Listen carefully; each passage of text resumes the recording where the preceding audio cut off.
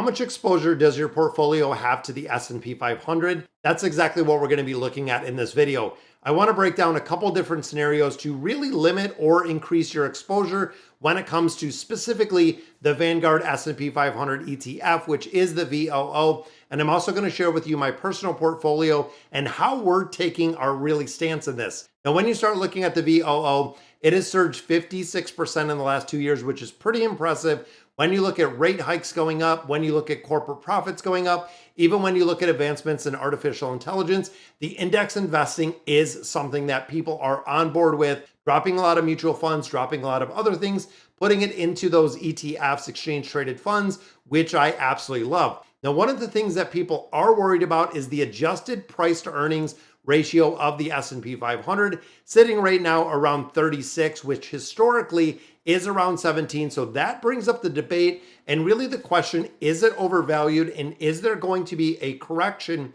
to the S&P 500? That, of course, is something we're going to have to watch and really review in time. When you start thinking of the adoption of artificial intelligence and the companies that are really driving the S&P 500 by market cap, there is a very, very big push towards the artificial intelligence, and people are utilizing it, not only larger companies, but when you start looking at bigger picture, and they are using it in every industry, almost everything we have, including looking at YouTube, looking at a lot of different things. AI is starting to be really prone and put in there. Now, of course, there's still some concerns when it comes to the market itself, looking at what the Bureau of Labor Statistics says, that of course unemployment rates are ticking up a little bit higher, and also looking at auto loan delinquencies as well as delinquencies on consumer credit cards, they are increasing. Now, this is really by design. A lot of people are worried about the increase in delinquencies, a little bit increase, to the credit card debt,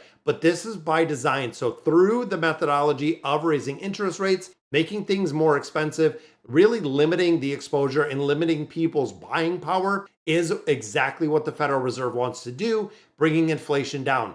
Now, of course, when it comes to index investing, it is the only thing that I do. When you look at, some of the most successful people like Warren Buffett, he said you should hold 90% of your portfolio in the S&P 500. Now, for me, that might be a little bit higher because there is some things that are really outperforming the S&P 500. But when you start thinking of 90% of your portfolio, it is a investment vehicle through the ETF that is instant diversification. You're investing in the 500 largest companies in the United States.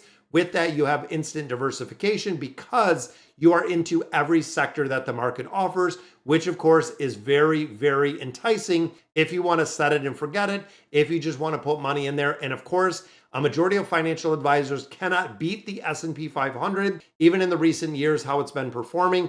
Trying to pick and choose individual stocks is incredibly hard. So let's go through the Goldilocks scenarios for investors and really looking at 3 of them. And I'm going to show you exactly what I'm doing as well as that portfolio. So scenario number 1, too cold, increase your investments. If you're not investing enough into the S&P 500, looking at the transformative AI breakthroughs that we're seeing, looking at NVIDIA, looking at Meta, looking at Apple and Google, some of these major players, really, you got to have some exposure to them. And of course, you want a bigger weighted exposure to them because they are large companies. They are the ones that are already $3+ trillion and continuing to go. A lot of people are saying next 3 to 5 years, AI is going to be booming. And we're going to see it. We're going to see revolutionary breakthroughs. We're going to see a lot of other things. And again, exchange traded funds is exactly where it's at because they have a super low cost. It's actually a 0.03 cost when it comes to this. But putting more into the S&P 500 is really under the assumption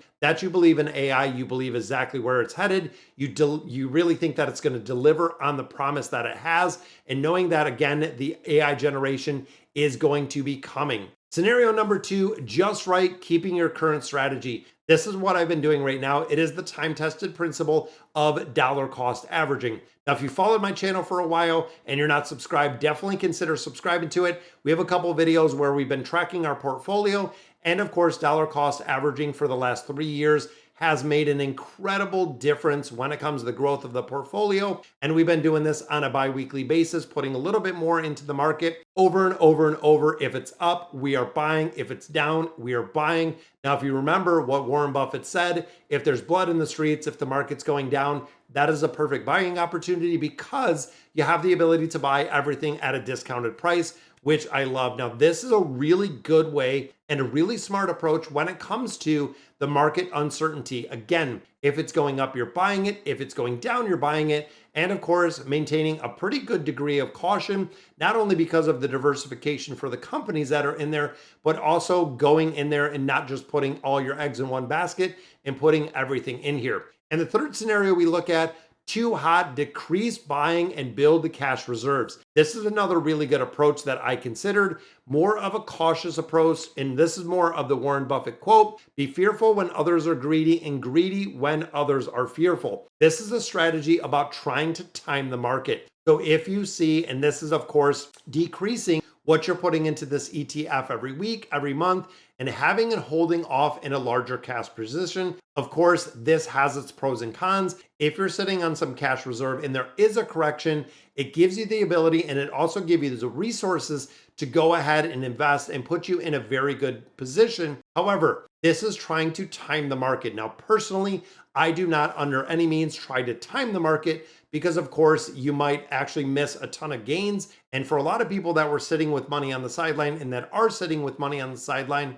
without investing it and building up those cash reserves, it is really a big downside risk if you're missing all of those gains because your money is sitting liquid in cash just waiting for something to happen because you can miss out on those gains. And I know there's been a lot of studies, a lot of surveys, a lot of charting where if you missed some of the highest days of the stock market, which usually follow some lower days, you would miss out on an incredible amount of returns. So you could really underperform the market in a whole, trying to look for those short-term gains or trying to buy when the market is at a discounted. So which approach of the Goldilocks is correct for you? This really depends on a couple things, including your risk tolerance, the investment goal, your investment horizon, and how you think the development of current market conditions with interest rates and artificial intelligence is going to do. Now, overall risk tolerance, in my opinion, this is kind of mitigated by the dollar cost averaging that I do. Investment goals for me personally, we are trying to get this portfolio to $1 million as fast as possible, and we are making regular contributions to really make that happen, which of course, the investing horizon, I have 20 years till 65, retirement age, or now looking at 67. So that would give me 22 years with an investment horizon. That is a long, long runway to be stocking up the portfolio. And of course, do I think AI is going to be there? I am seeing it. I am seeing it incorporated in so many things. Even when I look on a professional side, looking at a lot of the financial space, looking at a lot of the banking space, there is a lot of artificial intelligence, a lot of AI that is being built in a lot of things. But then I also look on the flip side, on the YouTube side, artificial intelligence is being built into everything, including Google platforms, including YouTube. There is so much that is going in here. Even when you look at Microsoft Edge, things of that nature with Copilot, AI is here and AI is being built into everything. So should you invest in the S&P 500? Absolutely. The S&P 500 is really a driving force. And when you look at instant diversification, if you literally just put money in the S&P 500 over the last 20 years, you would see about a 14% return, which is pretty crazy to think that you can see that kind of return. So let's hop over. I want to break down the portfolio and show you exactly how I'm doing this. So let's take a look. All right, guys. So if you remember the portfolio, this is exactly how it looks as we are today. I remember a couple months ago, we hit our 100,000 mark. As you can see, we're at 118 right now. And I just want to show you, looking at the graph, it's funny to see the graph that literally just almost goes up. Had the small dip, which was a couple days ago, the value dropped quite a bit, but overall the market does recover like it always has. But breaking it down, so September 26th of 21. So we are coming up on our 3-year anniversary for this account. As you can see, we've made around $2,000 in dividends, but looking at a $24,000 market gain, which is incredible. So looking at our cash flow, we have seen almost a 25% market gain, which is, again, pretty incredible to think over the last 3 years. Money weighted return is 76%. Thinking of the last 3 years, we have returned 76% in this portfolio. This is through dollar cost averaging. Now, of course, investing every 2 weeks on a regular basis over the last 3 years has made a tremendous difference. We haven't done any leveraging. We haven't borrowed on any margin. We haven't done anything of that nature. We did change up the investment portfolio. We actually had 4 in here. We did have at what point some of the new Bitcoin ETF. We dropped out of that. We've been sticking with a very, very solid portfolio. And I feel like this is going to be the one that we carry for an incredible amount of time when it gets into retirement. Now, this is based on and really built on 3 ETFs, as we can see right here. You can also see the weighted average. So the QQQM is something we've talked about, the Invesco NASDAQ 100. So this includes the 100 largest technical companies within the United States, but it takes out the financial institutions. So that is the big thing. There are no financial companies when it comes to the NASDAQ. That is where we are seeing, again, a little bit of growth. And this is one that I invested in actually quite a bit later. As you can see over here, we're sitting at a 25% increase.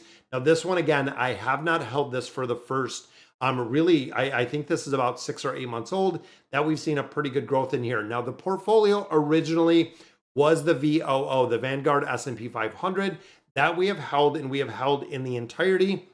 So again, thinking of those last 3 years, we have made a 70% return on the S&P 500 on the Vanguard. And of course, that is the highest portfolio or the highest percentage for the gain. But that is because we were invested in a couple different things. And again, that VOO, we were only invested in the VOO for a considerable amount of time.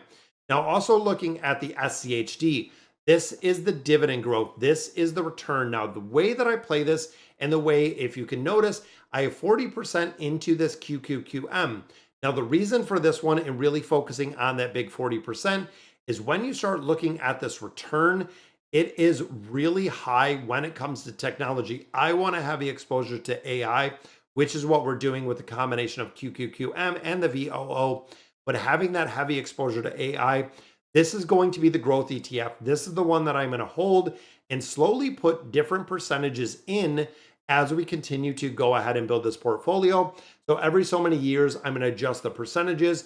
Then through contributions, I am going to let the portfolio auto balance. For instance, with the QQQM, this is one I want to hold for probably about the next 10 years, see exactly how it performs.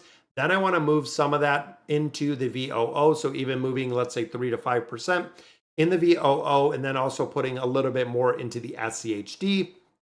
As we get closer to retirement, so let's say at the age of 60, we can even have, 25%, maybe 30% in the QQQM.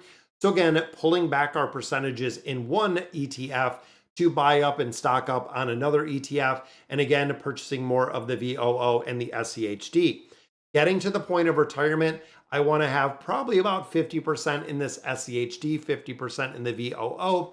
That is still going to allow me exposure to, of course, all of the large companies, a lot of the tech growth that we see, but it is also going to provide me 50% in the SCHD, which of course is going to be the dividends. This is going to be the moneymaker. This is going to be the one at a point we are going to start taking dividends out of this portfolio.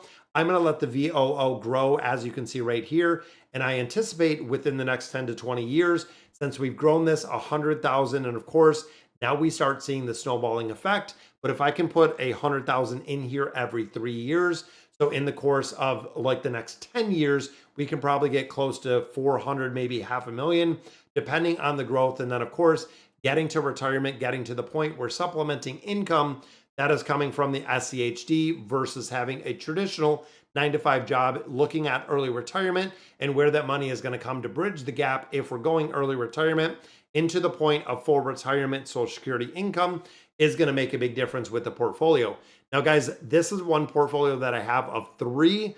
We're slowly building it out kind of little by little, and I'm super happy with the performance. And again, up market, we're buying, down market, we're buying. It doesn't make a difference which way we're going. We are always buying, always putting it into this portfolio, and it will auto balance and auto rebalance as we continue to build this out. Even when you look at shorter time frames, so even when we look at like the last month, a lot of volatility here, up 2%. When you look at 3 months though, you're talking 5.8. Even looking year to date, so going back to January 1st, it's up 16%, which again is kind of crazy. But looking at the QQQM, it is growing at a faster pace than we're seeing with the VOO. That is because of the heavy tech investment that we have and the stability of the SCHD. Even though we're getting returns, even though we're seeing our dividends come out of that ETF, it is still growing at 11%. So still doing incredibly well. And then of course, when you start going back 1 year to the 12 months, you can see that we're at 27.5%. But even here, guys, 29, the VOO outperforming the QQQM. And of course, the SCHD still at 16%. So super happy with the portfolio. We're going to definitely grow this. But that is going to do it for today's video. Let me know in the comments what you guys think. And as always, thank you guys for watching.